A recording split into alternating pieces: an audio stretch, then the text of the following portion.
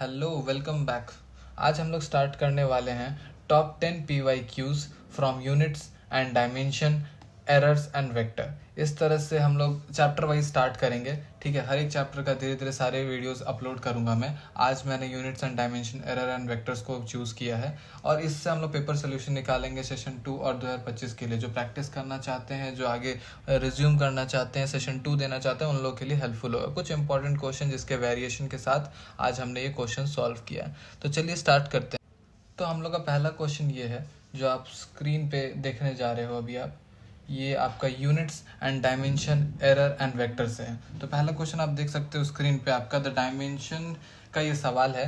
The work done by a gas molecule in an isolated system is given by this much, where x is the displacement, k is the Boltzmann constant and t is the temperature. Alpha and beta are constant. Then the dimension of beta will be how much? ठीक है, अब आप ध्यान से देखो, यहाँ पर equation दिया हुआ है। Let me try to over here. W is equals to alpha beta square e to the power minus x wire, x square होगा यहाँ पर, ये मिस हो गया है, x square by alpha k T. ठीक है, अल्फा के इंटू टी। ठीक है, अब हमको ये बात पता होना चाहिए कि एक्सपोनेंट के अंदर जितना भी टर्म होता है, ओवरऑल डायमेंशन इसका नहीं होना चाहिए। It should be dimension less. Overall इसका पूरे का it should be dimension less. अगर ऐसी बात है तो let us come in inside, you have x square upon alpha into के इंटू टी। अगर ऐसा बात है, दिस मीन्स न्यूमरेटर का डायमेंशन क्या है? This is L square, x square is your displacement. तो न्यूमरेटर का डायमेंशन है आपका एल स्क्वायर। इसका मतलब डिनोमिनेटर का डायमेंशन भी एल स्क्वायर होना चाहिए, ताकि एल स्क्वायर कैंसिल हो जाए, ये डायमेंशनलेस क्वालिटी बन जाए। सही बात है। सो हमको यहाँ से पता चल गया है कि dimension of alpha multiply by dimension of K T should be equals to L square. अब यहाँ पर हमको अल्फा का डायमेंशन निकालना होगा अगर हमको ओवरऑल बीटा का निकालना है तो। अब समझिए बात को, के टी का डायमेंशन कैसे लिखेंगे? अब यहीं पे आपको फॉर्मूला याद होना चाहिए। You must have learn in kinetic theory of gases under equipotential law.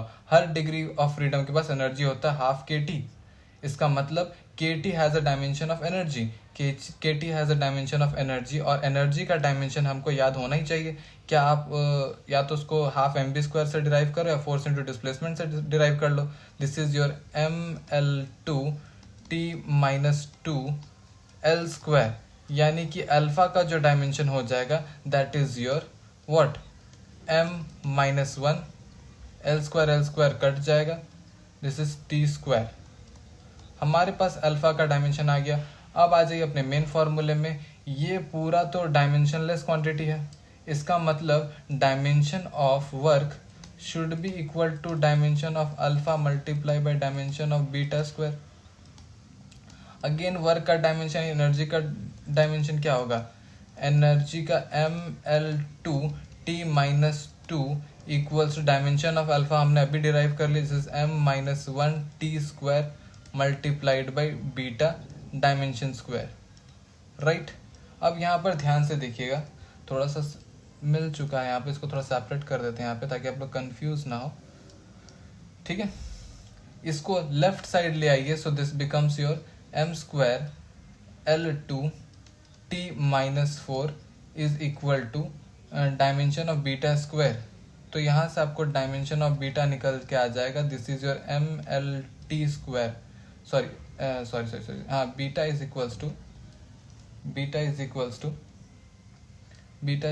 To यहाँ आप देख सकते हैं, beta is equals to M L T to the power minus two. तो ये आ गया हमारा फाइनल आंसर। तो आप देख सकते हैं कौन सा ऑप्शन से मैच कर रहा है, ये वाला सेकंड वाला से मैच कर रहा है। दैट मीन्स कि सेकंड ऑप्शन करेक्ट आंसर है। ठीक है, अब चलिए आगे बढ़ते हैं। अब आगे बढ़ते हैं नेक्स्ट क्वेश्चन पे हम लोग अपने, जो कि है वेक्टर से। इसको हम कह सकते हैं, इस सवाल में हमसे क्या कह रहा है, आपके पास एक ऑक्टागन है, उसका सारा साइड इक्वल है। ठीक है, A B C D E F G H. ठीक है, ओ इज द सेंटर। ठीक है, what is sum of A B vector A B A C A D and so on if A O vector is given to you. Right, अब ध्यान से देखिए, हमें इस सवाल में ये AO वेक्टर दिया हुआ है, हमको सवाल में AO वेक्टर दिया हुआ है. So if you look here very carefully, this AE vector is nothing but twice of AO vector. Let me write this thing. So we have found out, या फिर ये ऑब्जर्व हो रहा है कि AE vector is twice of AO vector, right? Okay. Now look here very carefully. इसको करने के कई तरीके हो सकते हैं. Let me give you the best method to do it. Okay. If you consider over here this AH vector and AD vector और AH vector को ध्यान से देखिएगा, AD और AH,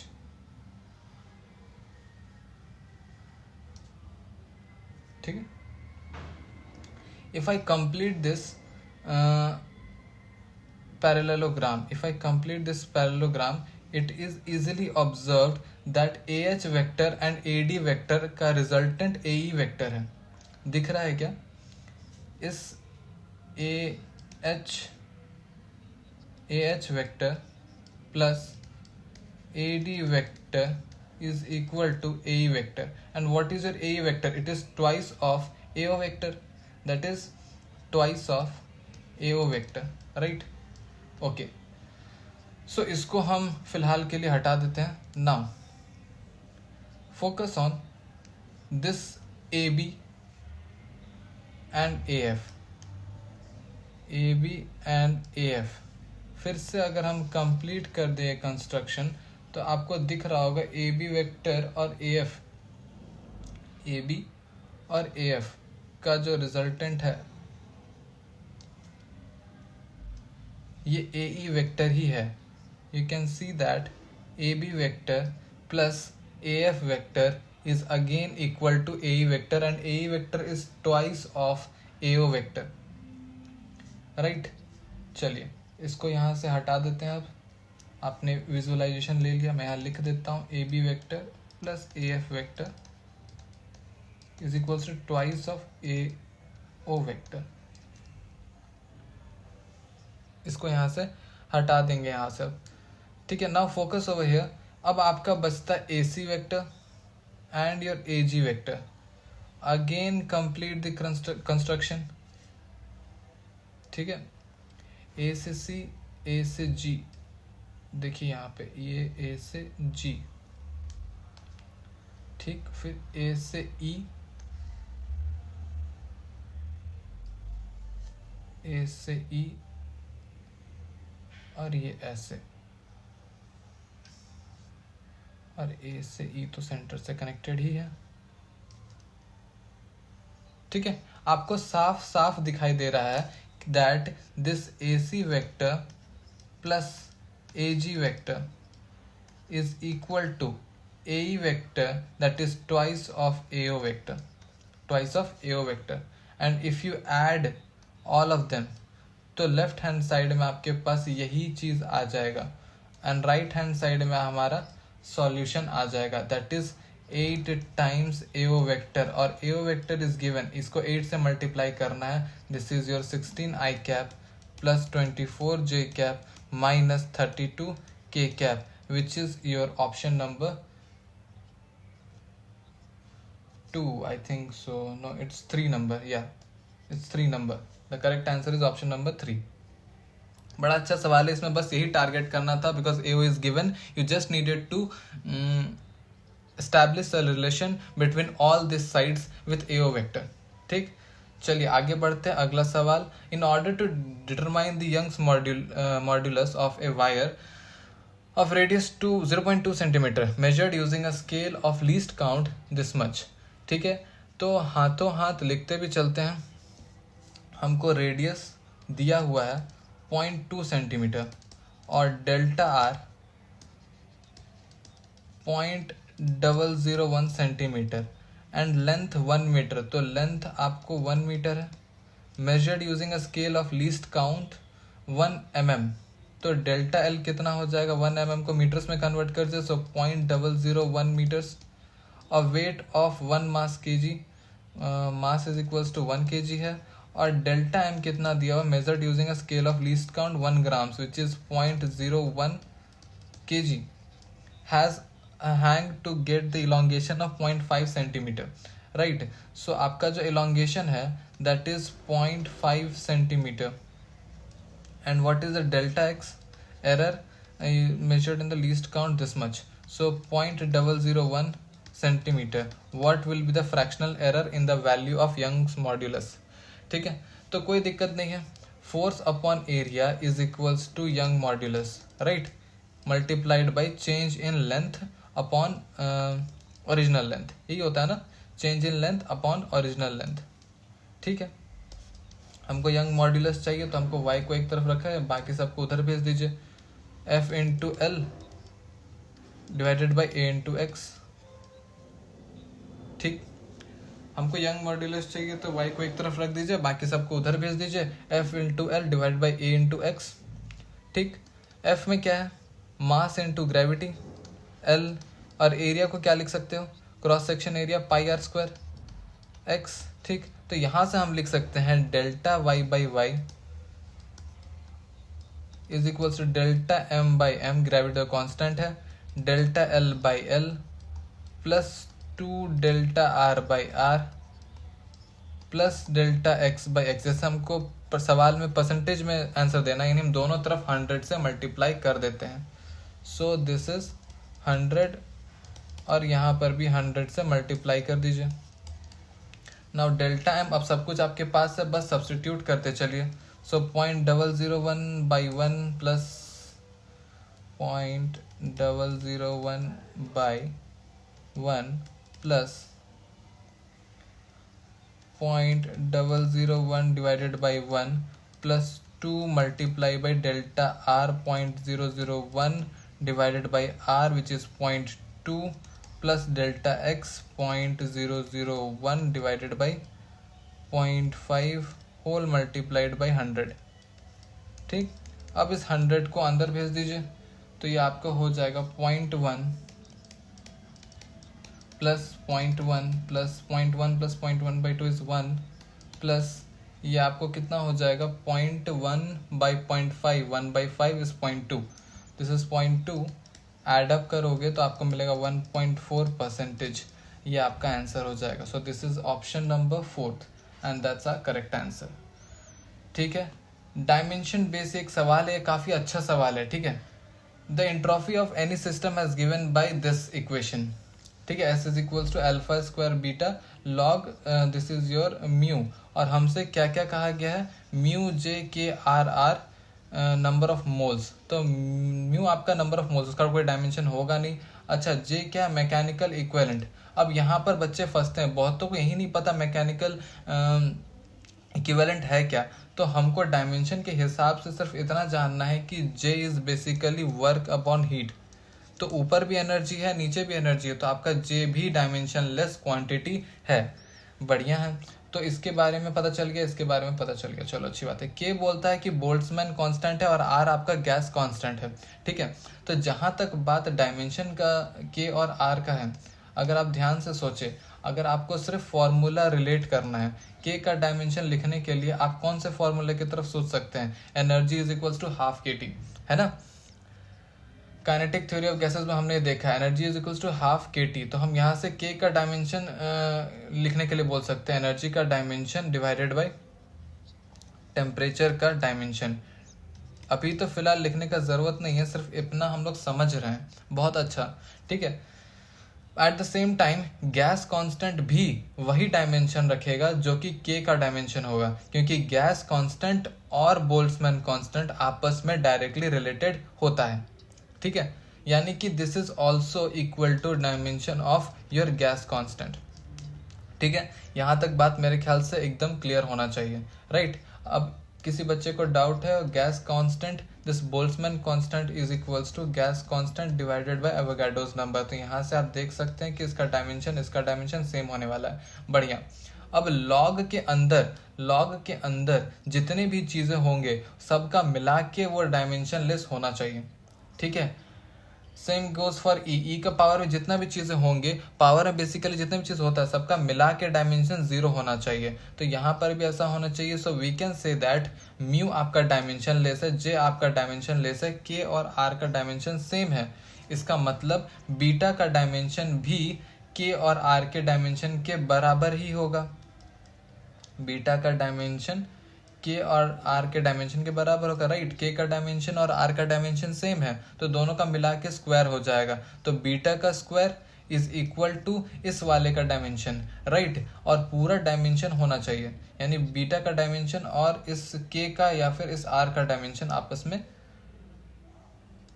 के का डायमेंशन आपस में बराबर हो रहा होगा।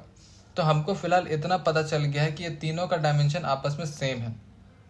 अब आ जाइए बाहर में, हमको बीटा का डायमेंशन पता चल गया है। Now we need to comment on alpha dimension. अब ध्यान से अगर देखें तो dimension of alpha square is equal to dimension of S upon beta, S upon beta. बढ़िया है। अच्छा, एस क्या है? एस का फॉर्मूला हमको दिया हुआ एनर्जी अपॉन टेम्परेचर, और बीटा का डायमेंशन लिखने के लिए भी एनर्जी और टेम्परेचर, यानी कि ये दोनों बेसिकली कैंसिल आउट हो रहे हैं। इसका मतलब आपका अल्फा भी क्या है? It is dimension less. आपका अल्फा भी डायमेंशन लेस क्वांटिटी है। ये सब हमको पता चल गया। अब हम ऑप्शन की ओर बढ़ते हैं। हमसे कहा जा रहा है चूज द इनकरेक्ट ऑप्शन। हमको कहा जा रहा है, बहुत बार करेक्ट पढ़ लेते हैं बहुत बार बच्चे, यहाँ पर करेक्ट आपको टिक करना है। तो हमको सबसे पहला ऑप्शन दे रहा है alpha and J have the same dimension. ठीक, सही बात है। जे का कोई का डायमेंशन नहीं है और अल्फा का भी कोई डायमेंशन नहीं है, तो ये ऑप्शन सही है, राइट। मतलब स्टेटमेंट आपको करेक्ट है, ठीक है, आंसर नहीं है सही। S beta K and mu R have the same dimension, ये स्टेटमेंट भी आपको करेक्ट है। आप देख सकते हो एस यानी कि एंट्रोफी, इसका डायमेंशन लिखने के लिए एनर्जी ऑन टेम्परेचर, बीटा का डायमेंशन भी एनर्जी ऑन डायमेंशन, ठीक है। और म्यू इंटू आर, म्यू आपको डायमेंशन लेस है, यानी कि आर का डायमेंशन भी एनर्जी ऑन टेम्परेचर, तो ये स्टेटमेंट भी आपको ट्रू है। थर्ड स्टेटमेंट है entropy and alpha have different dimensions, तो ये स्टेटमेंट भी ट्रू है, क्योंकि एंट्रोपी का डायमेंशन कुछ आएगा और अल्फा आपका डायमेंशन लेस है, सो बेसिकली डिफरेंट डायमेंशंस है। फोर्थ स्टेटमेंट कहता है अल्फा एंड के हैव द सेम डायमेंशंस, ये गलत है, क्योंकि अल्फा डायमेंशन लेस है और के का डायमेंशन एनर्जी ऑन टेम्परेचर से आपका आएगा, सो ये ऑप्शन आपका सही होगा। ये आंसर आपको टिक करना है, ठीक है।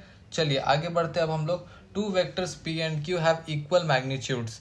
हमको कह रहा है कि दो वेक्टर है, वेक्टर पी एंड क्यू, दोनों का मैग्नीट्यूड बराबर है, इसको एक्स बोल दिया, ठीक है। If magnitudes of P and Q, p plus q is n times the magnitude of p minus q, तो हमसे पूछ रहा है what is the angle between p and q। Simple formulate पे आपको दो बार पूछा गया कि ये है, और एक आगे एक और ऐसा ही सवाल आपके सामने आएगा, ठीक है। अब देखिए इसको आप क्या करोगे, under root of A square plus B square plus 2ab cos theta.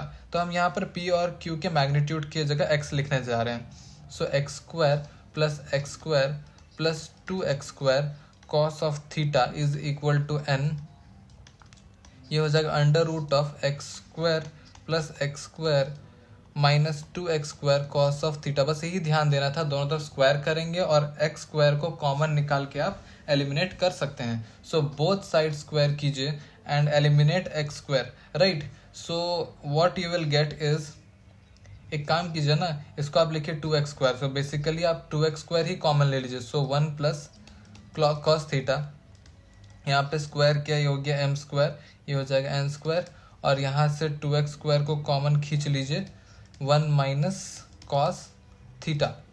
बढ़िया है। तो आपका 2x स्क्वायर ही खत्म हो गया, ये आपको बच रहा है 1 plus cos theta is equals to n square minus n square cos theta, ठीक है। आपको बच रहा है 1 plus cos theta is equals to n square minus n square cos theta, ठीक है। बढ़िया है। अब cos थीटा को एक तरफ ले चलिए, तो यहाँ पर आप कह सकते हैं cos थीटा को कॉमन लिया तो cos theta 1 plus n square, ठीक है, लेफ्ट साइड लेके गए हैं n स्क्वायर माइनस 1, तो यहाँ से हमको थीटा दिख रहा है cos of inverse n square -1 by n square +1 and this your again option number, मेरे ख्याल से ये होगा आपका 4th नंबर ऑप्शन। देखिए इस तरह से आंसर आपका निकल गया बड़े ही इजी तरीके से। ठीक है, अब आगे बढ़ते हैं क्वेश्चन नंबर 6 की ओर। इसमें कहता है 3 particles P, Q and R are moving along vectors A, B and C. They strike on a point in different directions. Now particle P is moving normal to the plane. Let me highlight this. Particle P कहाँ गया highlighter? Particle P is moving normal to the plane which contains vector A and B. आप एक बारी इस figure को समझ लीजिए तो आपको चीज़ें जो है फील हो जाएगा। इसको आप सॉल्व तो हम बिना डायग्राम के भी हम कर देंगे। ये आपका मैं फिगर बना देता हूँ यहाँ पर अच्छे से, पहले मैं पेन चूज़ कर लूँ। ये फिगर है, ये आपका x है, ये y है, ये z। वेक्टर a हमको कोई बोलेगा ड्रॉ करने तो हम आराम से कर सकते हैं। ये आपको x है, y है, ये z है, ये मैंने मेंशन कर दिया। वेक्टर a हमसे कोई ड्रॉ करने बोलेगा तो हम ड्रॉ कर सकते हैं। i प्लस जे कैप है यानी कि ये हो गया आपका वेक्टर a, और वेक्टर b जे कैप प्लस के कैप यानी कि ये हो जाएगा आपको yz प्लेन में। तो कुछ इस तरीके से हमारा वेक्टर b हो जाएगा। ठीक है, हमसे कहता है that particle P is moving normal to the plane which contains vector A and B. तो जो प्लेन का बात किया जा रहा है वो कुछ ऐसा प्लेन होगा, this is the plane that is containing both vector A and B. A and B इस प्लेन के परपेंडिकुलर डायरेक्शन में मूव कर रहा है ना। ऐसे भी मूव कर सकता है या फिर पीछे की तरफ भी मूव कर सकता है, और हमको पता है ये डायरेक्शन कैसे निकाल सकते हैं। बेसिकली सपोज इसको हमने बोला v1 वेक्टर, सो v1 वेक्टर जो है वो a और b दोनों के परपेंडिकुलर है। इसका मतलब आपको a क्रॉस b करना पड़ेगा, आपको a क्रॉस b करना पड़ेगा। आई होप आपको चीज़ें समझ में आ गई हैं। सो अगर हमसे कोई कहता है find the direction of p, तो वो कैसे निकालेंगे?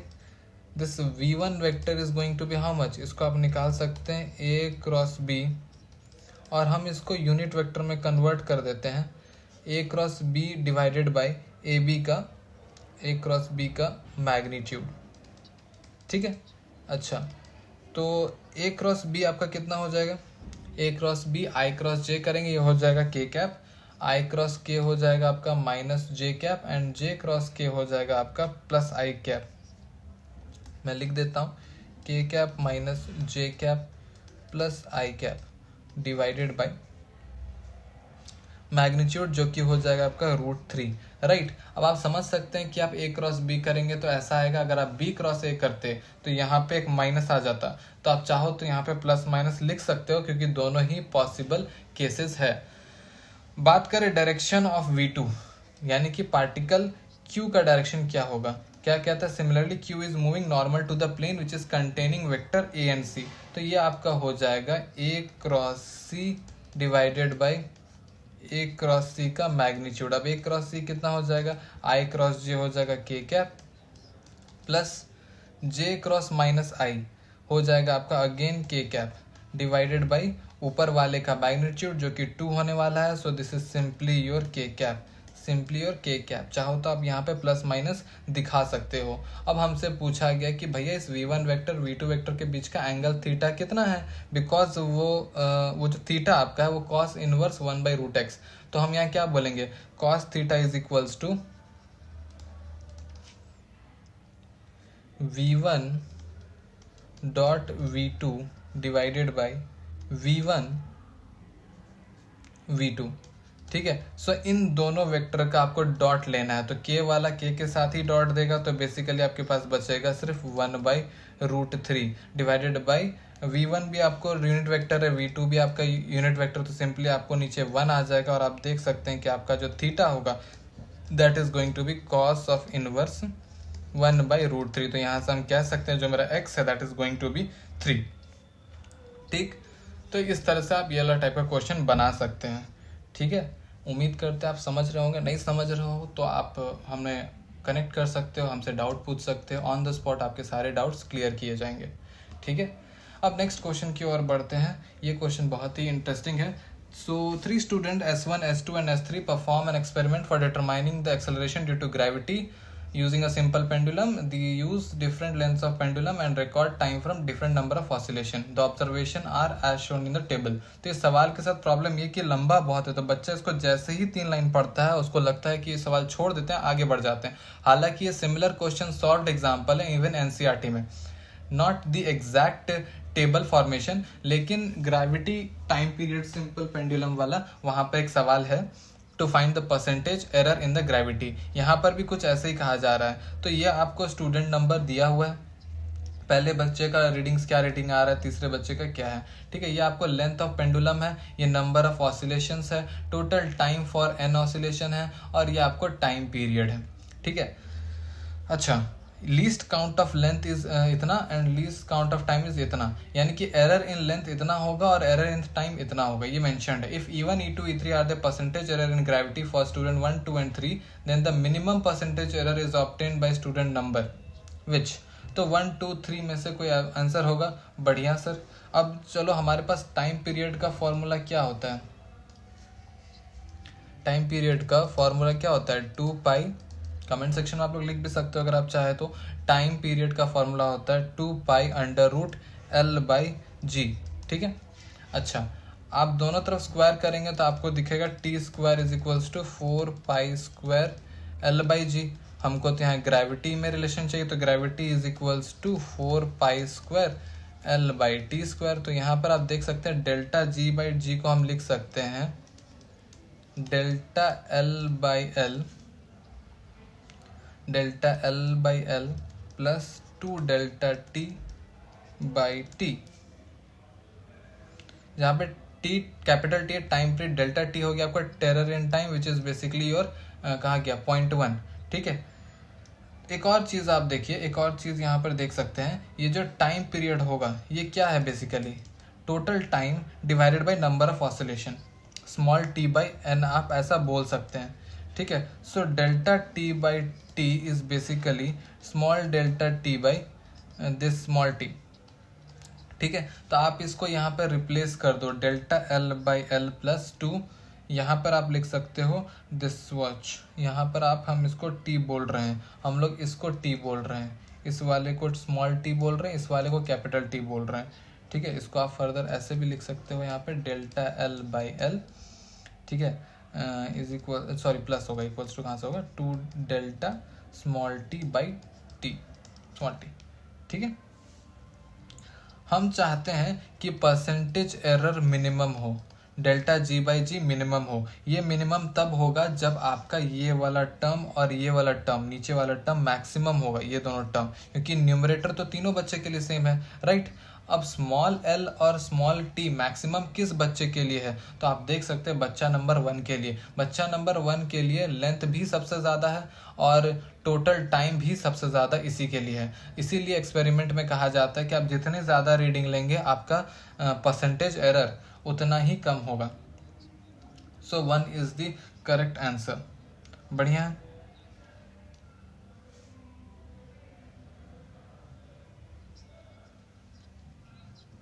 सो 1 इसका करेक्ट आंसर है. ठीक है. इसका आंसर 1 ही होगा.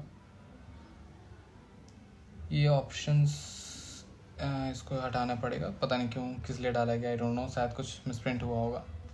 खैर आगे बढ़ते हैं. ये एक student A and B use 2 screw gauges. So 1 is the correct answer. याद आपको पता चल गया है. हाँ चलो ठीक है. तो चलिए आगे बढ़ते हैं. सवाल में हमसे कहता है student A and B use 2 screw gauges of equal pitch and 100 equal circular division to measure the radius of a given wire. The actual value of the radius of the wire is this much. तो wire का जो actual reading होना चाहिए वो होना चाहिए 0.322 centimetre. The absolute value of the difference between the final circular scale reading observed by the student A and B is what. ठीक है. हमको कहता है कि जो पिच है दैट इज योर 0.1 सेंटीमीटर. अब एक बात को समझिए आप, जो लीस्ट काउंट होता है वो होता है पिच अपॉन लीस्ट काउंट आपका होता है दैट इज योर 0.1 सेंटीमीटर। अब एक बात को समझिए आप, जो लीस्ट काउंट आपका होता है वो होता है आपका pitch upon number of division on circular scale, ठीक है। तो पिच आपका 0.1 है और नंबर ऑफ डिवीजन 100 है, तो ये हो गया 0.001 सेंटीमीटर। तो एक तो ये बात हो गई कि अपना जो पिच है वो इतना है, बढ़िया है। हमसे ये भी कहता है कि figure shows position of reference O when jaws of two gauges are, अच्छा, जब जॉस कांटेक्ट में है तो उस समय ये डायग्राम है। उसका मतलब आपको पहली बात तो इसका आपको कॉन्सेप्ट आपको क्लियर होना चाहिए। फिर से कह रहा हूँ, अगर नहीं पता है तो वीडियो में आप कमेंट कर सकते हो, ठीक है। ये आपको दिखा रहा है ये पॉजिटिव एरर, ये आपको पॉजिटिव एरर दिखा रहा है। ये आपको रेफरेंस लाइन है, इससे जीरो जो है वो नीचे की तरफ है, ठीक है। तो ये आपका जो हो गया पॉजिटिव एरर, पॉजिटिव एरर। और यहाँ पर आप ध्यान से देखो, ये जीरो आपको दिख नहीं रहा बट जीरो कहीं यहीं पे होगा, तो जीरो आपके इस केस में ऊपर है, ये आपको हो गया नेगेटिव एरर। तो नेगेटिव एरर को आप बेसिकली रीडिंग में जोड़ते हो और पॉजिटिव एरर को आप सब्सट्रैक्ट कर देते हो। अगर बात किया जाए कि सर इसमें कितना पॉजिटिव एरर है, तो वो बेसिकली 5 डिवीजन से सॉल्व किया जाएगा, और इसमें कितना नेगेटिव एरर है तो वो सॉल्व किया जाएगा टोटल 8 डिवीजन से। तो जीरो जो है वो 8 डिवीजन आगे है, यानी 92 नहीं लेना है, 8 डिवीजन जीरो जो वो आगे है, तो उसके बेसिस पे आपको नेगेटिव एरर लिया जाएगा, ठीक है। हमसे क्या पूछ रहा है, हमसे पूछ रहा है the absolute value of the difference between the final circular scale readings, ठीक है। तो ये पॉजिटिव एरर के साथ जब ए वाला बच्चा, स्टूडेंट ए जब रीडिंग ले रहा था, तब आपको यहाँ पे कितना डिवीजन शो किया होगा, सेम फॉर बी, और उन दोनों का सब्सट्रैक्शन हमसे पूछ रहा है। तो मान लेते हैं कि इस वाले केस में n1 डिवीजन आया होगा और इस वाले में n2 आया। अब देखिएगा, हम स्टूडेंट ए के लिए लिखने जा रहे हैं रीडिंग का फॉर्मूला। तो जो ट्रू रीडिंग है वो तो दोनों बच्चे के लिए सेम ही है, ट्रू रीडिंग तो 0.322 है। अब इस वाले के लिए ए बच्चे का बात करें तो वहाँ पे आप लिखो मेन स्केल रीडिंग। तो मेन स्केल रीडिंग आप लॉजिकली सोचो तो 0.3 होगा दोनों बच्चों के लिए। मेन स्केल रीडिंग आपको 0.3 होने वाला है दोनों बच्चों के लिए, ठीक है। प्लस एक काम करते इसको थोड़ा सा और नहीं ठीक है, इसी जगह पे नीचे नहीं लेंगे वैल्यू, 0.3 ठीक है। अब यहाँ पर हम लोग लिखने जा रहे हैं n1 into least count minus positive error है, और कितना एरर है 5 इंटू लीस्ट काउंट, 5 डिवीजन है यहाँ पे। तो ये हुआ मेरा पहला वाला इक्वेशन। यहाँ से हम n1 को सॉल्व इजीली कर सकते हैं। अब ध्यान से देखिए 0.3 को यहाँ लेके जाए आपको बचेगा 0.022। अब यहाँ पे लीस्ट काउंट को कॉमन ले लो, L1 minus 5, and least count is nothing but your this value जो यहाँ पे निकाला 0.001। तो यहाँ से आपको n1 दिख रहा होगा 5 + 22 विच इज योर 27, ठीक है 27। अच्छा, अगर हम लोग बात करें इसके वाले की, इस वाले का बात करें तो स्टूडेंट बी का बात करें तो 0.322 is equal to, colour change कर लेता हूँ नहीं तो कंफ्यूजन हो जाएगा। बी वाले बच्चे के लिए बात करते हैं 0.322 प्लस एक मिनट, नहीं ये गलती हो गया, प्लस नहीं इक्वल्स टू होगा यहाँ पे, हाँ 0.3 plus n2 into least count, right, n2 multiply least count. यहाँ पे प्लस करेंगे, नेगेटिव एरर है तो आप ऐड करते हो रीडिंग में। सो 8 डिवीजन है यहाँ पे, 92 नहीं लेना 8 लेना है। सो 8 इंटू लीस्ट काउंट, ठीक है। सो ये हो जाएगा आपका 0.022 इज इक्वल टू, इसको कॉमन लोगे तो ये हो जाएगा आपका कॉमन, लीस्ट काउंट को कॉमन लोगे तो उसका लीस्ट काउंट का वैल्यू हमने यहाँ पहले ही निकाला है जो कि है 0.001 इंटू में हो जाएगा n2 + 8, ठीक है। उसके बाद फिर आपका n2 का वैल्यू आ जाएगा, क्या आ जाएगा, n2 आ जाएगा 22 माइनस 8 विच इज योर 14, और हमसे जो आंसर पूछ रहा है that is 27 minus 14। So answer हो जाएगा 27 minus 14 that is your 13। So 13 is the answer. Integer type question था, सो 13 इसका सही आंसर है, ठीक है। आई होप आपको चीज़ें एकदम क्लियर है। और कैपेसिटेंस सी का डायमेंशन क्या होता है ये हमसे नेक्स्ट क्वेश्चन में पूछ रहा है। अब आपको पता, डिपेंड करता है कौन सा फॉर्मूला आपको पता है, आप उसको कैसे निकाल रहे हो, right. Q is equals to होता है आपका CV। तो CV को आप लिख सकते हो, C को आप लिख सकते हो Q/V, Q/V, ठीक है।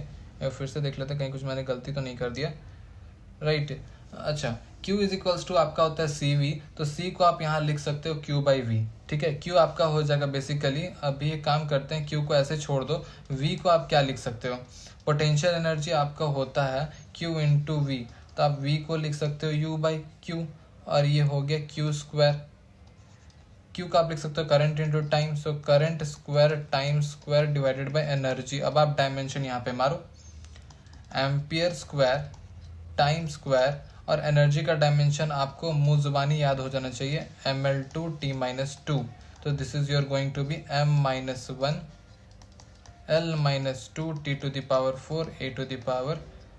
a⁴, ठीक है। कैपेसिटेंस का डायमेंशन हमको दिख रहा है, this is your option number 3, यानी कि ये पहला वाला जो जाएगा ये 3 के साथ जाएगा, 3 नंबर ऑप्शन के साथ जाएगा। चलो ठीक है, ए का 3 कौन है, अच्छा 2-2 है इस बार। एक और चेक कर लेते हैं, let us go for epsilon not, right. क्यों इसको ले रहे हैं, देखिएगा सी का फॉर्मूला होता है A epsilon not upon D, यानी अगर आपको चाहिए इसका डायमेंशन, क्योंकि हमको जस्ट अभी निकाल लिया, तो सी डी अपॉन ए करना है बेसिकली हमको। फिर से एक बार बोलते हैं क्यों इसको ले रहे हैं, सी का फॉर्मूला होता है ए एप्सिलॉन नॉट डी, यानी अगर आपको चाहिए इसका डायमेंशन, क्योंकि हमने अभी जस्ट निकाल लिया, तो सी डी अपॉन ए करना है बेसिकली, तो इसका डायमेंशन ऑलरेडी है ना, m-1 l-2 t⁴ ampere square, distance का l हो जाएगा, और नीचे आपका क्या है, एरिया। सो यहाँ पे बेसिकली कितना बच रहा है आपके पास, दिस इज योर l, एक चला गया ऊपर जाएगा तो l⁻³ हो जाएगा, सो m-1 l-3 t⁴ a⁴, and this is your option number 2, यानी कि बी वाला जो है वो 2 के साथ ही मैचअप कर जा रहा है। सो ए का 3, बी का 2 कौन है, ये वाला है ऑप्शन नंबर 1, क्वेश्चन का 1 इज योर करेक्ट आंसर। बाकी सब अपने को चेक करने की जरूरत है नहीं, जहां पर आपका 2 मैच किया वही सही है, ठीक है। तीसरा चौथा में दिमाग लगाने की कोई जरूरत नहीं है, टाइम बहुत इंपॉर्टेंट है एग्जाम में, बहुत प्रीशियस है। 2 मैच किया, टिक मारो, ठीक है। अब आगे बढ़ते हैं, नेक्स्ट क्वेश्चन, लास्ट क्वेश्चन इस सेशन का है, बहुत अच्छा क्वेश्चन है ये, बहुत इंपॉर्टेंट क्वेश्चन है वाला, ठीक है। इस क्वेश्चन को ध्यान से देखिएगा, ध्यान से समझिएगा। अगर आपको स्क्रू गेज का कॉन्सेप्ट है, क्लैरिटी है, तो बहुत अच्छी बात है।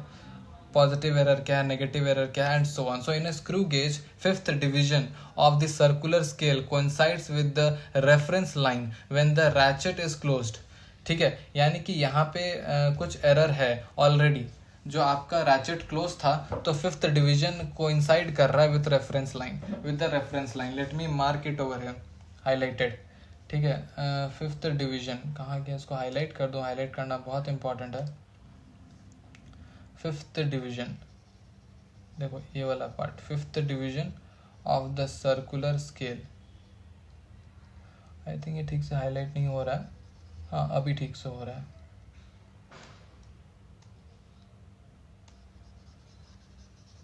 ठीक है। Circular scale coincides with the reference line, ठीक है। There are 50 divisions of the circular scale and the main scale moves by 0.5 mm on a complete rotation। जब आप एक complete rotation देते हो, राइट, तो 0.5 mm का डिस्प्लेसमेंट होता है। सो बेसिकली पिच आपका 0.5 mm है, और number of divisions on the circular scale is 50। For a particular observation, the reading on the main scale is 5 mm and the 20th division on the circular scale is coincide with the reference line. Calculate the true reading.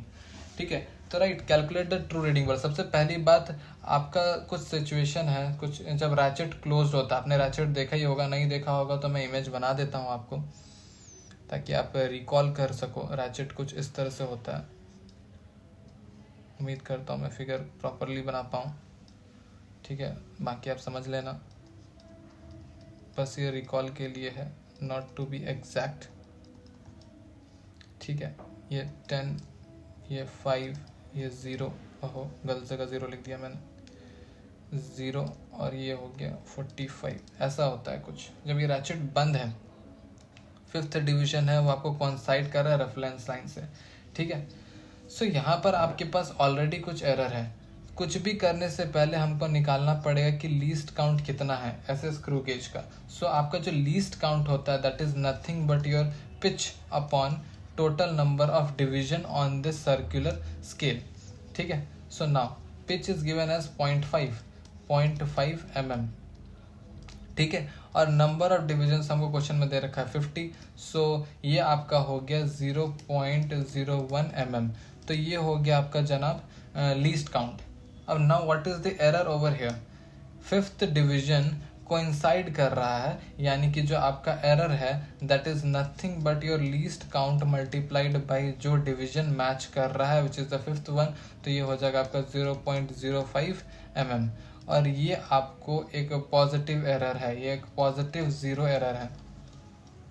I hope आपको concept पता है, नहीं पता है तो आप update करें, वो कमेंट सेक्शन में लिखे, उसके लिए भी एक वीडियो ला दिया जाएगा, नहीं तो आप पर्सनली 1-on-1 भी कनेक्ट कर सकते हैं, ठीक है। अगर आप ध्यान से नहीं भी पढ़े तो ध्यान से यहाँ देखो, जो आपका रैचेट क्लोज होता है ना, सो बेसिकली इस वाली चीज़ को इस 0 के ऊपर एग्जैक्टली होना चाहिए था, लेकिन है नहीं। तो बेसिकली ऑलरेडी जब रैचेट क्लोज्ड है ऑलरेडी कुछ रीडिंग यहाँ पे है, देख सकते हो ना, ऑलरेडी यहाँ पे कुछ रीडिंग है। सो आप जब फाइनल रीडिंग लोगे तो आपको ये वाला चीज़ उसमें से सब्सट्रैक्ट करना होगा, और ये जो चीज़ है यही हमने अभी अभी सॉल्व किया है कि आपका जो ये एरर है, ठीक है, 0 पॉजिटिव एरर जो आपका होता है आप उसको सब्सट्रैक्ट करते हो रीडिंग में से। अच्छा, हमसे क्या बोला गया है, हमसे बोला for a particular observation the reading on a main scale is 5 mm and the 28 division of the circular scale coincide with the reference line. तो बताइए ट्रू रीडिंग क्या है। तो जो आपका ट्रू रीडिंग होगा यानी कि TR is equals to 5 mm plus 20 divisions multiply by least count minus error. So 5 plus 20 multiplied by 0.01 minus 0.05, this is your 5 plus 0.2 minus 0.05, so this is going to be 5.15 mm and this is your option number second, ठीक है। तो इस तरह से आप questions को solve कर सकते हो इजीली बिना टाइम वेस्ट किए, ठीक है। ऐसे और भी क्वेश्चंस मैं लाऊंगा जो आपको हेल्पफुल होंगे फॉर योर मेंस पर्पस। ये फिजिक्स के लिए था, केमिस्ट्री के लिए भी आएगा, मैथ्स के लिए भी आएगा इसी तरह से, ठीक है। आप मेरे टेलीग्राम चैनल पे ज्वाइन कर सकते हो जाके, ठीक है, वहाँ अपडेट आपको मिल जाएगा क्या करना है क्या नहीं करना है, ठीक है। बाकी सब आप देख सकते हो, सब्सक्राइब कीजिए और आप लोग का रिस्पॉन्स अच्छा